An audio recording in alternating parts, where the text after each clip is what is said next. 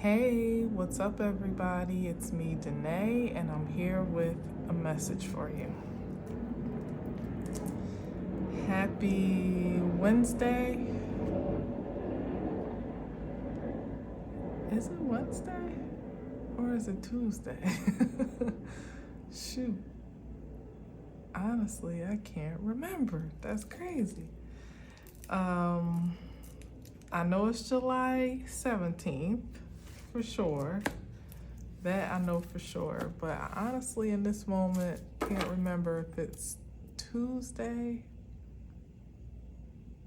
It's Wednesday. It's Wednesday. It's a bit late again. I'm sure you've noticed that I've been posting much later, and it's just more or less been me waiting for it to be a bit cooler to post without, sweating my life away.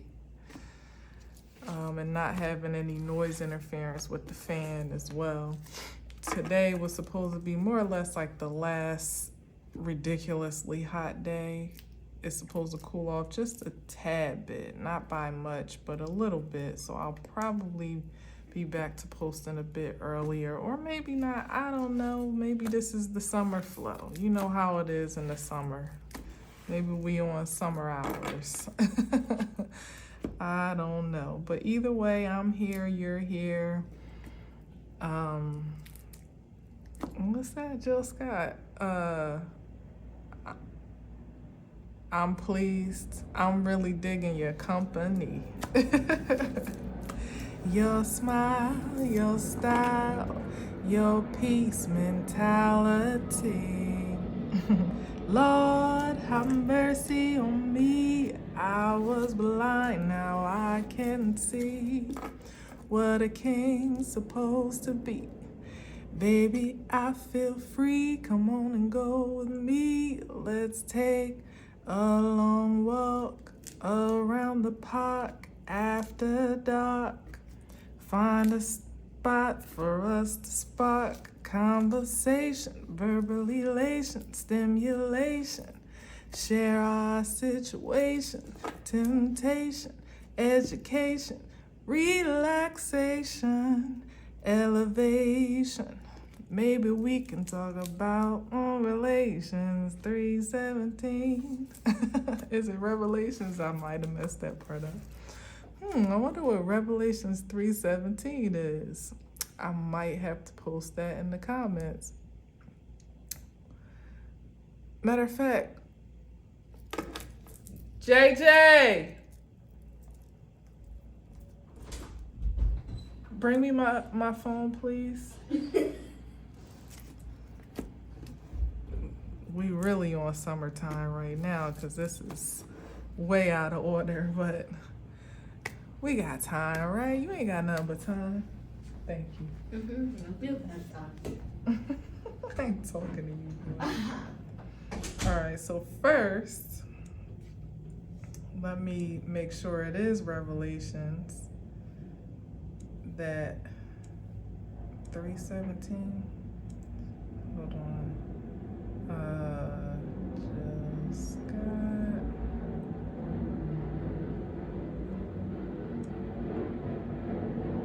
All right, let me say the lyrics. Oh, Surah 31:18. Oh no, it is right. Revelations 3:17. But that's the second verse. Okay. All right, so now let's look up Revelations 3:17 and see if there's a message. Because I don't know it, to be honest. 3:17. All right. It says, "You say, I am rich, I have acquired wealth, and do not need a thing, but you do not realize that you are wretched, pitiful, poor, blind, and naked." Damn, what type of shit? I am rich, I have acquired wealth, and do. Damn, that sounds like a rebuke. What's so venomous, Lord? Oh man, you say I am rich, I have acquired wealth and do not need a thing, but you do not realize that you are wretched, pitiful, poor, blind, and naked. In this verse, Jesus is addressing the Laodicean church, which was proud of its wealth but spiritually lukewarm. Jesus detests lukewarmness and promises to fellowship with anyone in the church who welcomes him. In response to the church's self-assessment, Jesus advises them to buy pure gold, white garments, and eye ointment from him. Gold garments, and is that right? Revelations 3:17. How is Jesus speaking in Revelations? I'm confused. Hold on, I feel like there's something to be said about this here. 1 second.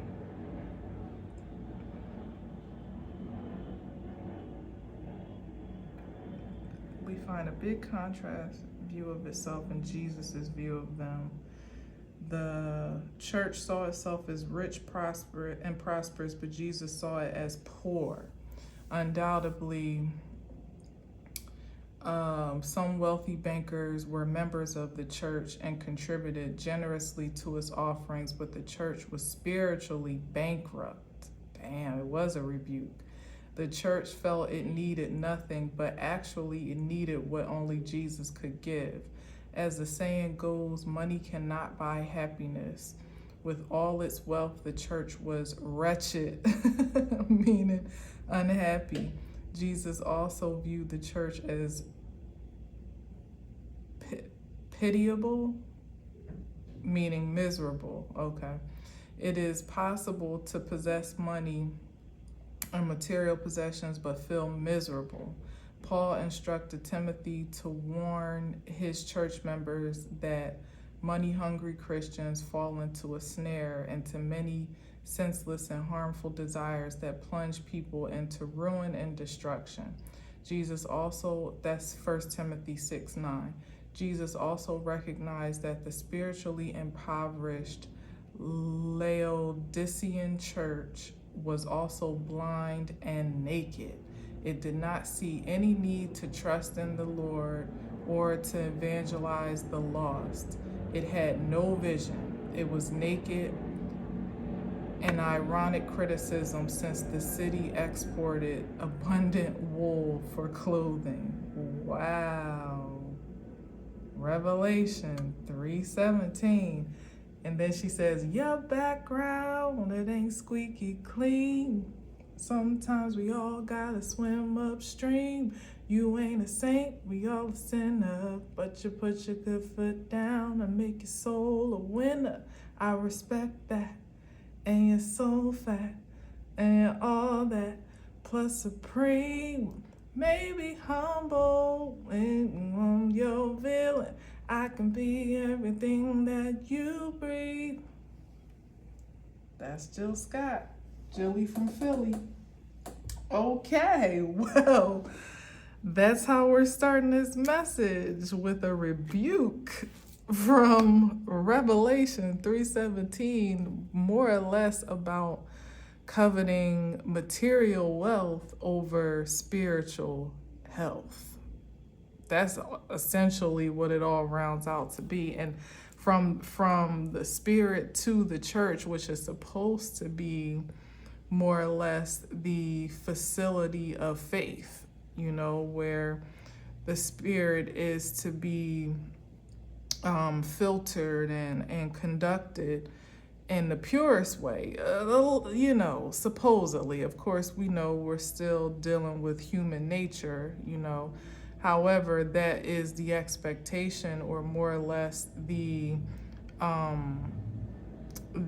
appointment of the church, whether it be the institution of religion, the profession of godliness, the individual, the collective, whatever that pronunciation of faith may be. There is a certain accountability attached to it, more or less, particularly when you're in a position to lead, help, or serve others, for sure. So let's see what's at the bottom here. Wow, the Three of Pentacles. And that don't look like an old church. You know, look at these arches and the pillar here. Look like an old Catholic church, particularly. You know, those ones with the beautiful stained glass windows and the what do you call it, ornate architecture and things like that. I don't know. That was heavy, right? And how that came through, like, yeah, because this is somebody not following their intuition. And we got the World card here, and that's a rebuke from Revelation, which is strong. That because it's giving like the end and new beginning vibes, right? When we consider what that, if you know, you know, but if not, you know, please don't feel excluded. But generally, we know Revelations is more or less a composition of the end time prophecies. So we got the World card here, which is the end and new beginning, or the at least it's most certainly the end of a cycle. And with this Four of Cups, it's feeling like, and it's on the other side of the world too. With the Seven of Wands, it's feeling like folks, with the Ace of Swords, it's feeling like a resistance or denial of the truth. Perhaps there haven't been like somebody like rejecting that rebuke or admonishment, those that it would respectfully pertain to, of course. Here's like a resistance to it, almost like a rejection, or like it feels more like denial, you know, like refusing to accept it, refusing to adhere to it, maybe even to respond. And then here we have the Three of Pentacles, where it's like people are still going on business as usual, as if they either don't believe, as they say, that fat meat is greasy, or they don't believe that a cycle has closed and there is, you know, a call for a new beginning already at hand. Maybe that they don't even believe that judgment has perhaps, you know, from my perspective, is already commencing. Maybe that all with the World card, maybe that it already has commenced. And it's like people may be resistant to that truth because, well, I don't know, maybe they aren't, but maybe because it doesn't look a certain type of way in which, you know, here it is with Revelations being the kickoff with this. There's a certain depiction of Judgment Day and the end times that has almost been romanticized with these images and symbolic concepts, and, you know, very grandiose depictions of what one would see or look for during that time. However, I love that we started with that scripture. Thank you, Spirit. That's powerful.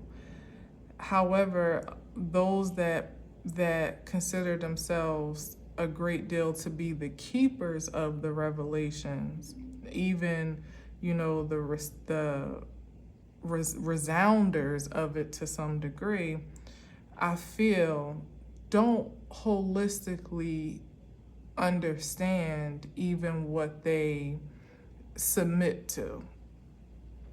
That being like revelation itself, like just raw form, is chock full of symbolism and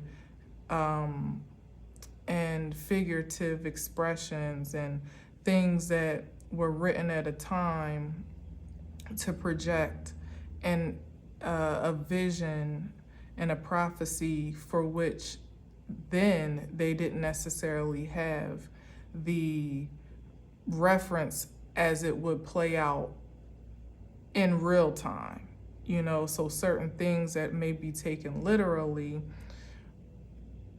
perhaps we're already seeing play out in a different form, in a different context, because it's playing out in the context of the time, the what do you call it? The what's it called? The time is something about time. I want to say in the time. I can't think of a word, but hold on, give me a second. The time.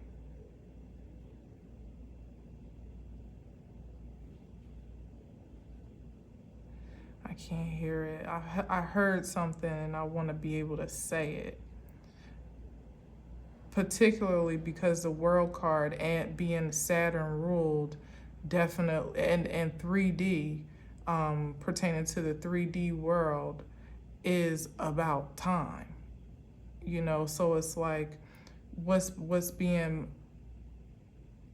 lived out actually amongst us all now can almost be unbelievable, or can leave room for refusal of it being, or denial, that's what it really is, denial of it being the prophecy in fulfillment on account of the jaded perception or perspective of what we've read, and maybe even more so what we've been told, and what it actually is in real time.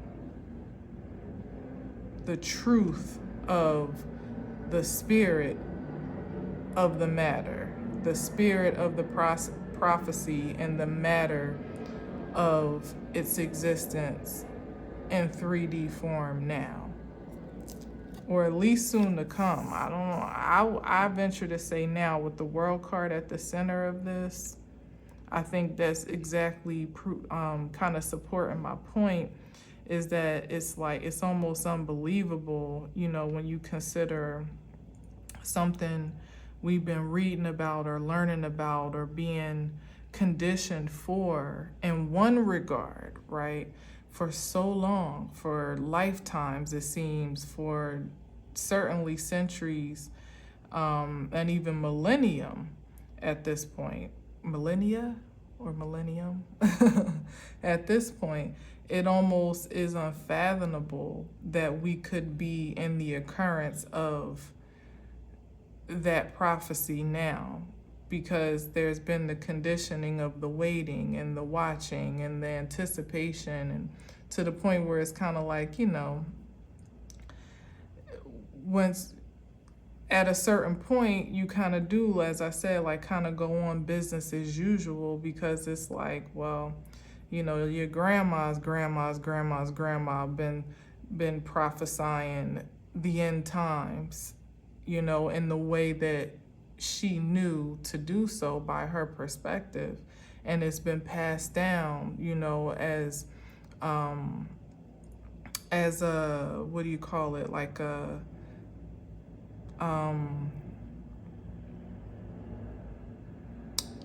I want like a story, you know what I mean? But not really a story, because that kind of seems dismissive. But damn, I'm having a hard time with words right now. So I know it's probably something. It's something that I probably don't fully have words for, more than feeling. But the point is that we're living in the prophecy. We are fulfilling the prophecy as we live and breathe.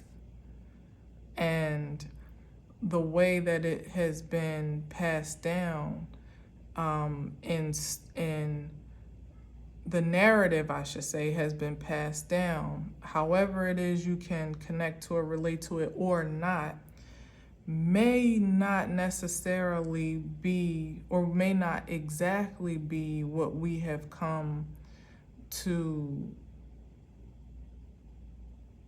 what we have been educated to believe or conditioned to believe as it was.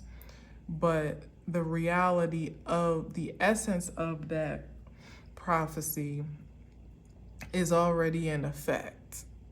And I think the revelation of the truth, of the raw truth of what that actually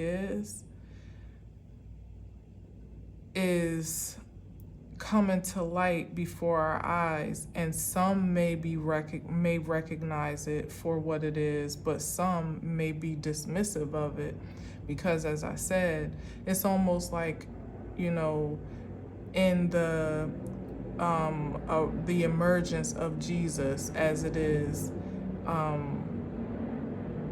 depicted in the Bible itself, where there was a prophecy for all the way back to the Old Testament, more or less the beginning of time. So it's said of time, right, that this was to be.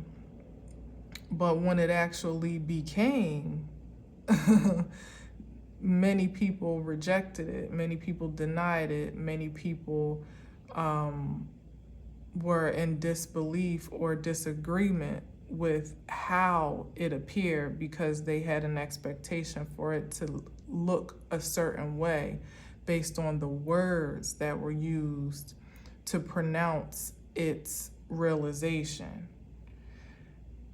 I think we're living in something like that now.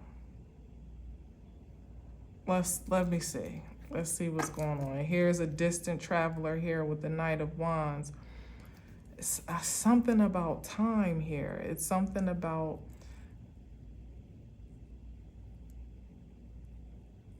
the past, the present, and the future converging, maybe into one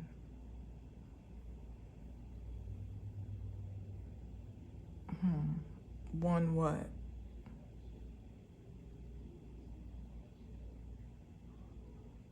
Revelation? Perhaps. Everything making sense collectively. What we know about what we've been taught to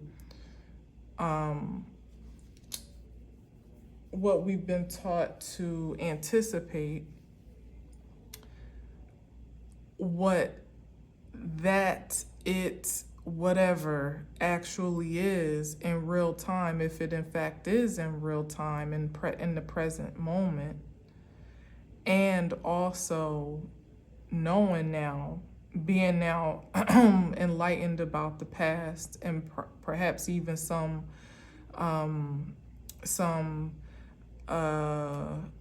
misunderstandings cleared up now, misinterpretations perhaps even cleared up, to bring us to a present state of knowledge and wisdom, overall holistic enlightenment, right? Now having that fully received, being the projection of the purest way forward as well, because a lot of what we're experiencing today is on account of misinterpretation or just outright misinformation, lies, illusions, delusions, the truth being manipulated or interpreted for ulterior motives, and so on and so forth. Whatever truth is, not just specific, or I should say exclusive to the Bible, but perhaps just like human existence, and even whatever that means in this 3D realm. having now the truth of what was, what is, and surely what is to come, or gets to be, on account of now having the fulfillment of the was and the is, if that makes sense. This is like a power surge forward, almost without inhibition, courageously, confidently, curiously even, certainly a bit underdeveloped to some degree, but with all of the ambition to advance and progress. In this case, it could be quite powerful of a surge forward with the right information now. Even if, the underdevelopment could be in the way of not quite being sure of where we're going or what may meet you at that so-called destination of realization, what lies ahead, what lies beyond what we know now, but still being fully equipped with all of the ambition and drive to kind of seize the moment, or seize the day nonetheless, and the day being, not being singular, but more or less like almost seize the territory of creation's existence beyond what was up until this point corrupted. Now maybe perhaps this is a moving forward with a purer passion, a more pure passion than what's been perverted in the past up until now. And that comes through the saving grace of knowledge, and also through our wisdom of experiences and those stories and narratives and ideals and customs that have been passed down over and over, not being 100% discarded or lost, but just being purified to be conceived in the proper context, if that makes sense. Damn, this is interesting. Okay, I'm gonna keep going. So, okay, first. So what this is representing here are those that feel they have the monopoly on the prophecy, either as to what they think it already is, or how it's supposed to look when it shows up, or what they feel they have jurisdiction to decide it gets to be, or even further manipulate it to be. And the Four of Cups is the rejection of the truth in its purest form as it is, and the denial of it here, almost, trying to almost create a barrier between the truth being dispensed to creation, through, the dissemination of 3D materialization to protect an interest of what, as I always say with the Three of Pentacles, some level of collusion. In this case, more than likely to maintain control and dominant influence. Because the minute the truth is, it's all that is. There's no room for error or illusion or confusion, especially when we talking about the Ace of Swords. This is like truth that is undeniable, that comes with receipts, that is undisputed. Like, not only is the revelation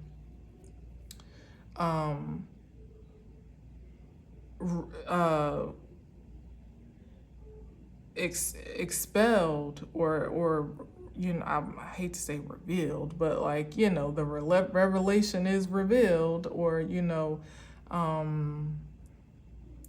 put on, produced. Let's say the revelation is produced and also affirmed. We're talking about 3D world card energy here in such a tangible, measurable, material way that the senses can't be manipulated to perceive it otherwise, unless you choose to, which there's room for that here as well. As I said, where some will reject it. Hell, if we take the Bible at face value, Jesus came in the form of a man, and still people said, nah, that ain't it. He ain't it. You know, we gonna keep on waiting. You know what I mean? If we take it for what it is. But like I said, can anyone truly say that it's the pure expression even of that day? You know, because it's been rewritten and edited multiple times over, and interpreted, translated multiple times over. So anyway, definitely not here to argue that point. That's just the facts. It doesn't take away from the impression and the empowerment of the word itself, because hell, if the words you speak out of your mouth can be powerful, certainly words that have survived through millenniums at this point can have the same, you know, can do the same. So you'll have no argument here about the power of the Bible. It's still, as I said, a matter of the purity of it, and that no one can vouch for, because no one was there when it was originally written. And we have factual accounts of how it's been more or less manipulated over time. And that's the point that I was about to say. Is what was I want to say? It was that, oh shoot, I lost it. It was something about what we didn't have evidence for in a time. Now, yes, because this has been things that have been passed down or relayed even over and over, like like the game of telephone almost. But now in real time is what we'll get to witness with our own eyes, ears, and physical senses. And that hits different than any other age. That's what I was hearing with time, is something about the age, and the realm and dimension of reality that we're engaging now, that has perhaps never been so before, at least since, let's say, the emergence of the Bible and those times. Like, this is something like altogether new for any walk of life to experience. Where it's not just about what's been told to you or what's been passed down or what you've learned. It's now you getting to bear witness to the truth by way of your own first account. And then you still having, the power to decide what you're going to do with that, how you're going to react, respond, whether to receive it, reject it, deny it, discern it, however you will. It's still, it'll be something that's what I was saying, that is so undeniable and so confrontational that you won't have a choice but to do something with it in reaction or response. But what that gets to be is up to you. All right, let's get a few more out. Whoa!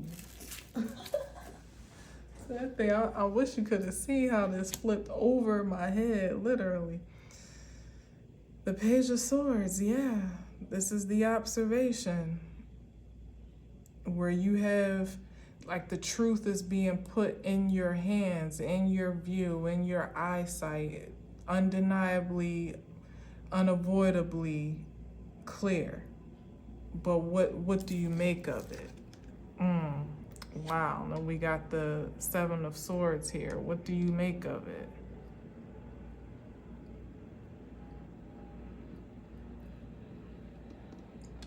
So it's given that there's still going to be those that will try to distort it or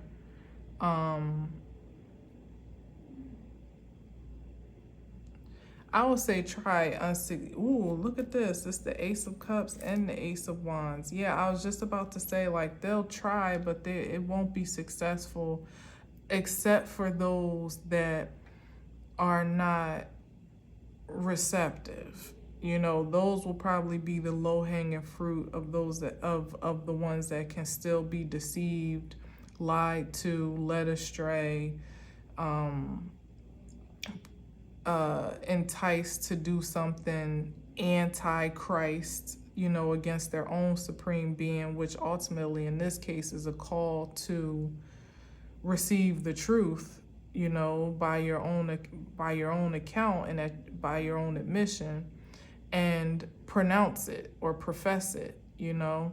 And that's the thing, like, it's like the World card here is that energy of second coming, where by the account of the text, there's an anticipation for a physical being, you know, the second coming of Jesus in human form or even in spirit form, whatever it is, to reemerge, you know, even coming from the clouds or from the sky. But what does that really translate to in this present moment? Are we already seeing that just by the awakening of Christ's consciousness in the realm?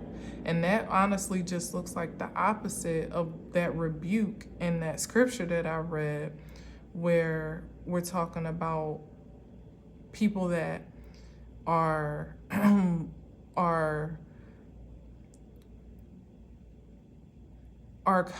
riding the wave of a synthetic proclamation, so to speak, but that something that doesn't really take resonance in their being for it to even resound otherwise, like professing to be, as it said in the scripture, like, you know, we're good, we don't need for nothing, we're great, you know, like having church every Sunday, business as usual, or whatever the spirit of religion could be, because it's certainly not exclusive to going to any church or establishment. It's about how you ultimately how you live life, and what and of what reflection that is the essence of. Is it of the spirit, or is it exclusively of the primal and carnal nature? Because the way that they were counting their wealth and their riches was by their material measurement, not by their deeds and acts, or even their example of spirit living, you know, living well, living whole, and operating in a frequency where it's not only inclusive of others to get on that wavelength, but where it almost incites others, you know, like almost being a missionary or an evangelist for others to see, like, yo, I'm living the spiritual life and it's great, you know, like hop on in, the water is fine type of energy. there's a difference, and it's not restricted to religion or what doctrine you submit to beyond the Bible, or outside of the Bible. Don't be offended. It's really about the essence of your life force and what it produces in the world, really and truly. So like I was saying, there'll be some that, and this is like Ace of Cups, it's that anointing, and then the Ace of Wands is the power, it's that love and passion, and creativity of the highest frequency that's available to tap into, but some will still look to fabricate it somehow, and I get the feeling like almost like selling it, like hustling it, to those that are less aware or less enlightened, almost like, claiming to have access or to have the hookup on the resource some type of way, or just to truly be deceptive to leave others astray from the path of which it is plentiful and it is unlimited, to almost persuade those against the reception of it, even as it is here, open and available by at their fingertips. Those are the the naysayers that are like, nah, that ain't it. Even the ones that, like I said, think they got the monopoly and they got the drop on the prophecy and what it is and what it isn't. None of us really knows, for real. This is new news to everyone as to how this gets to be. What we've been told, the announcement and the propaganda that we've all been exposed to, is not necessarily, is really just in part of the truth as it really is. But there are some that will proclaim that they know the way, they have the way, they know what it is, they know what it isn't. And some may lead others astray, not even intentionally, like with malicious intent, but just by way of their resistance, rejection, and denial of what, ultimately is going to seem too good to be true to some. This is the gotcha moment, right? Because we had the Ace of Cups, the Ace of Wands, and then the Ace of Swords is on the board. It's that whatever gets to be revealed in this season, of all the conditioning we've ever had that makes you feel like if it seems too good to be true, it probably is. This is going to be that rare moment where it actually is as good as it seems. And some will receive it and some will not. That's crazy, right? Lord, please don't let that some will not be me. By God, let me receive it. Yes. With the, this is again that resistance, that aggression, that denial, like almost like offended. So offended by the pure proposition of prophecy being fulfilled or being fulfilled or having been fulfilled. That they made it feels like a crusader. Oh Lord, not that age. Come on. Oh God. Okay, so that's what it's given. It's given that history will try to repeat itself. You know how back in the day there used to be crusaders against like Christians and stuff, or crusaders against those that weren't Christian. Either way, like it was always somebody trying to fight somebody about what they believe. History will try to repeat itself in some way where people have established a truth that resonates with them, are living well on that truth, doing well, self-sufficient, secure, stable, ain't hurting nobody, ain't bothering nobody, just minding their business and drinking their water. But what I love is that this Knight of Swords is way off the mark. His aggression is ultimately misguided and will ultimately miss the mark to offend those that find offense with the ones that find truth to be palatable, however the prophecy is fulfilled. And for those that literally just, are activated on account of offense of what other people have decided, chosen to believe for themselves. Like, can you just deal with stand your ground on what you believe? And by God, we'll see if any of us is right when it all comes down to it. But for one lifetime, one age of creation, we not have fighting for the sake of a disagreement in beliefs? Can we just not? Can we not? And we won't, because those that insist on operating in that frequency will ultimately meet their own demise with the Seven of Swords. They'll exhaust themselves, they'll destroy themselves, they'll be their own worst enemy, but certainly not before. Well, I won't say certainly, because I hope that it's not the case, because the nine of Pentacles is in her own world, not even really caring about what's going on, or at least not adversely affected by what's going on, even though she may have the facility to positively be effective to what's going on the outside. She's not allowing what is adversely effective and disturb her. And I love that. That's the frequency that I'm praying in personally, for those that insist on being obstinate, adverse, aggressive, vengeful, rageful. You can just have at it.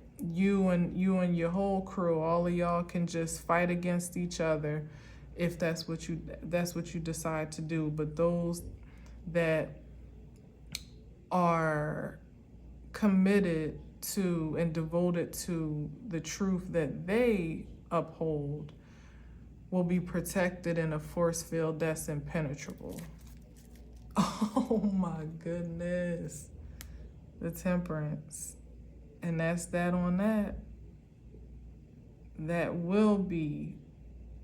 is, let's just call it as it is, that is the universal order of balance. No more shall we have to suffer the consequences of contempt, unjustified, unlawful contempt for our choices overall, because whatever it is that you decide to do should be fairly impactful and impressionable to you and you alone, which means that, hell, if the Nine of Pentacles is wrong, then she wrong all up in her Nine of Pentacles, and she will in turn have to answer to the divine, to Supreme Self, to Source on that account, but not to someone else's sword that got their own things to answer for and answer to.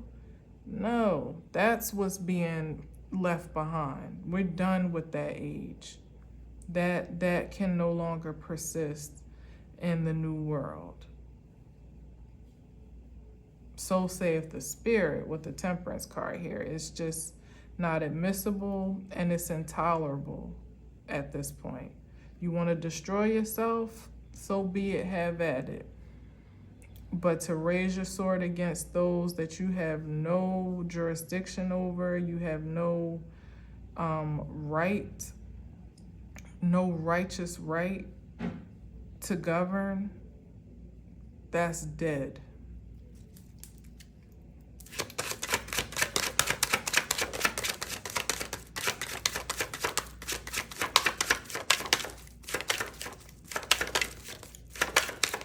Jill said, let's take a long walk around the park after dark. That's an expression of there being safety and security. Imagine, would you do that right now? Probably not. Here's this guy again, Knight of Wands, but I'm going to keep him in. I'm not going to pull him out because we've seen him already, but consider we've seen him already. So there's a reason why we're seeing him again. Is that almost like, it doesn't feel like naive, but it's just like, what's the word? You know, when you're a teenager or a young adult, invincibility. That's what it is. That's what it is. And when you almost feel like, you know, you can't even be touched, you know, like foolishly so, which is why there's grace for us, you know, when we're in our years of growing and maturing into wisdom, before we more or less are conditioned to be more protective of our energy, maybe even more cautious of our surroundings. But I'm feeling like this is speaking to returning to an age of innocence where we can feel safe in our own skin again. Look, the Three of Cups with the Nine of Cups, I'm just not even connecting to what that is. This is celebration for your own, for wish fulfillment and spiritual fulfillment, being content with who you are, what you have. I mean, and not only being celebrated on the outside, but it's more so speaking to the celebration and the level of contentment that you've gained, pleasure you've gained, satisfaction, at least that you've gained with yourself. That's what that's speaking to, of which no one can really, you know, can really admonish or diminish when it's pure. No one can affirm. You don't need no outside validation or affirmation.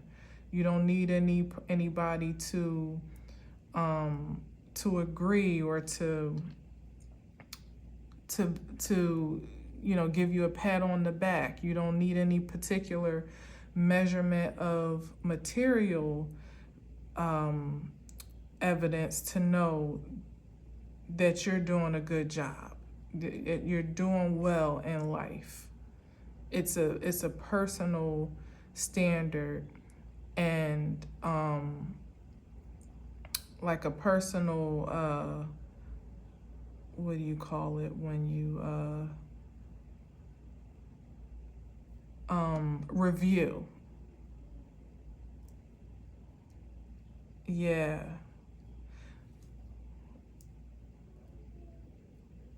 And it's something even more spiritual here, because the Three of Cups can sometimes be like, to me, angels, ancestors, way showers, guides, like in celebration for those moments where we, the children of the universe, finally get it.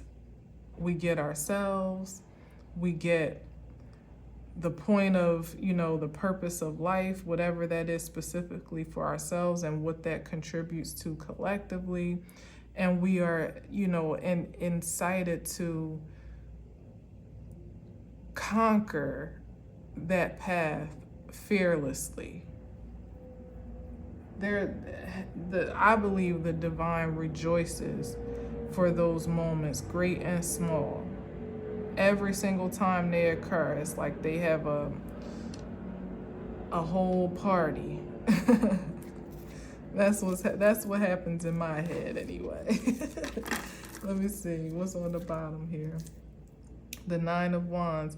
After a time where, you know, of PTSD, when you don't even have, and this is why there's a celebration, because for all intents and purposes, this should be your energy.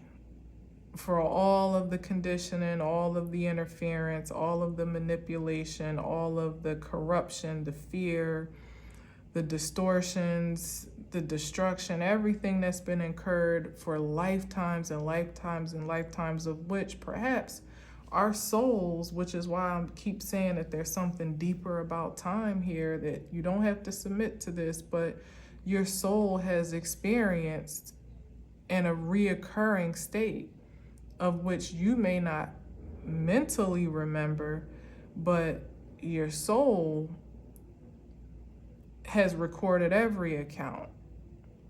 And now finally is the culmination, the completion of a long, arduous battle, all on account of just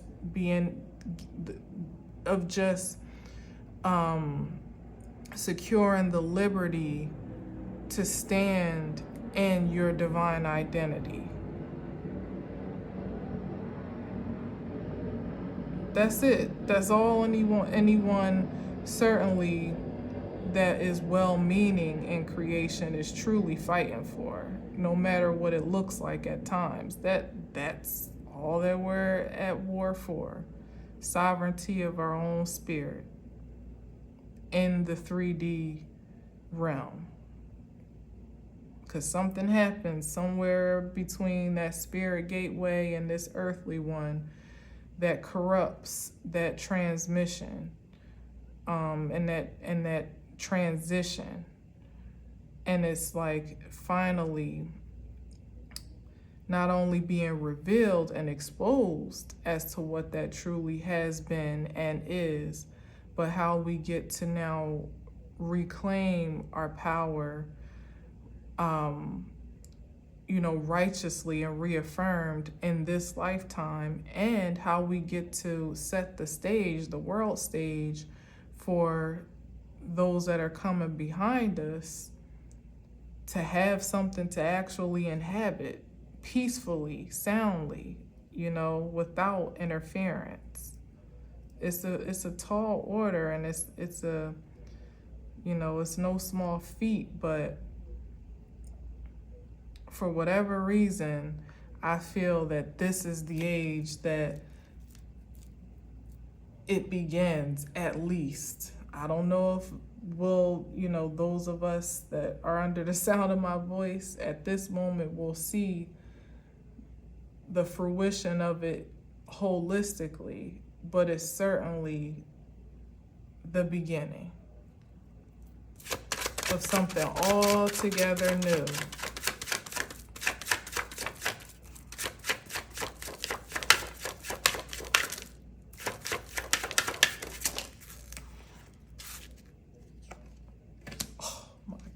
Just in case, because it gets a little dark over there. Wheel of Fortune. This is deeper than what I'm saying. I know it.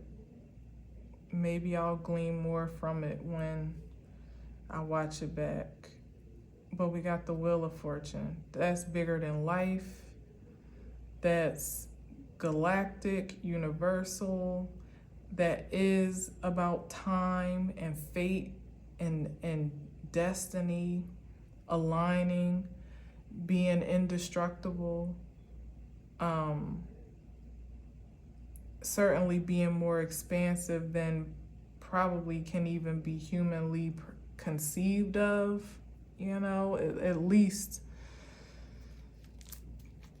before the revelation is, the receipts of the revelation get to be. It's like something that we in our primitive conditioning as human beings could hardly conceptualize.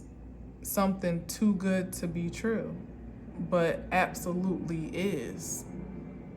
Already is so, because this is the Wheel of Fortune, meaning that this is,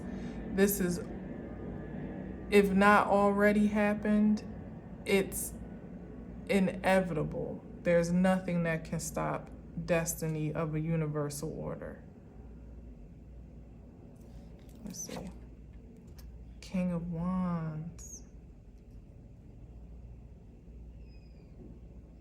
Wow, I love that. I love that this is now, because remember, I put back the Knight of Wands. This is the evolution for us to mature into our masterful state of creativity, perhaps return to it, as a matter of fact. And that's why the energy of time is like back and forth for me, because although this is destiny and fated, it also, remember, was, is, and shall be. It already was. It's just the cycle of time coming back around to realize the fulfillment of which was corrupted once upon a time, or a lifetime ago, or many, perhaps, I don't know. But this is like the revelation, but also, you know, the regeneration of the mastery of creativity that was righteously wrought.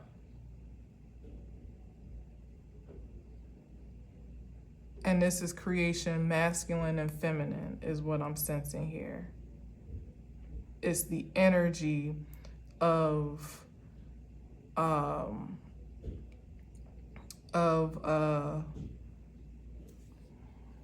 can I say it? It's the energy of like dominance, or damn, it's hard. How can I say this? We know the difference between masculine and feminine, and this is like that. I'm not having a good time finding the word for it.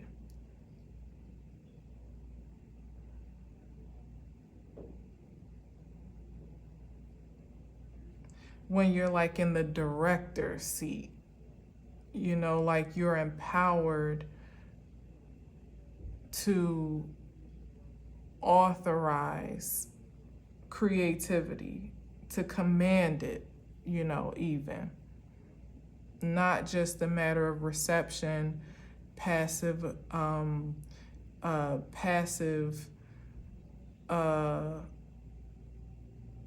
expression or experience, but literally to be the initiator. Thank you, Spirit. Like to be like the initiator, the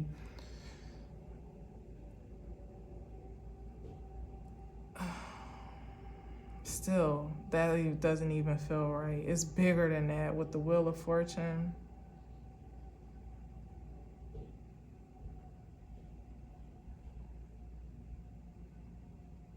I don't even know.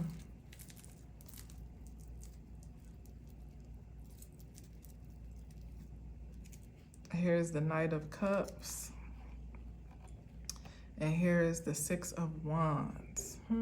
Knight of Cups, Six of Wands.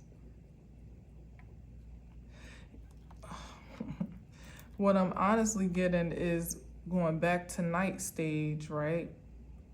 Those that would want to make an offering. This is the Four of Cups energy now materializing into the Knight of Cups, transmuting their rejection as now an offering in some way. Probably what I was saying earlier about almost hustling or trying to finesse some off-brand. That's what this is, of the Ace of Cups, to those that, and again, unsuccessfully so, because the Six of Wands is already moving on in such a victorious and successful way that they don't even have time or energy or desire to entertain such ideals. These are the ones that can't be bought, that can't be manipulated, can't be deterred, swayed, deluded, none of that. They're already on their way. Again, the time, it's already happening. We're literally in the midst of the past, the present, and the future all at once right now. I don't know exactly how that gets to be, but that's what it is. You ain't gotta take my word for it, for sure, because soon enough, I feel like there'll be more than enough evidence to understand what that means even better than how I am expressing it. And thank God for that. Or I'll have better words to express it, which thank God for that as well. Because I feel like some of this, honestly, is just a bit over my head right now. It's like a sensation that I feel in my body, but I don't have the necessarily like the vocabulary to express it in word. Like literally, it's a feeling, but how I get to express it, I'm sure will come as it's needed to in due time. And hopefully you'll be here to receive it or reject it, whatever you feel. No consequence to me. My biggest thing is just always wanted to transmit the intel that comes through my channel, whether it be feelings, sensations, downloads, uploads, signs, signals, synchronicities, like however, even just as far as that song coming through so randomly just on me saying those words, and then it transferring into a whole scripture, and then it became the whole message. It's like I'm just an open channel, and my concern and intention is always just to be transmitting as clearly as I possibly can, not to be agreed with, not to be believable, not to be co-signed or anything like that, but just knowing that I'm doing the best that I can to express what I sense, what I feel, and what I hear in spirit and in truth.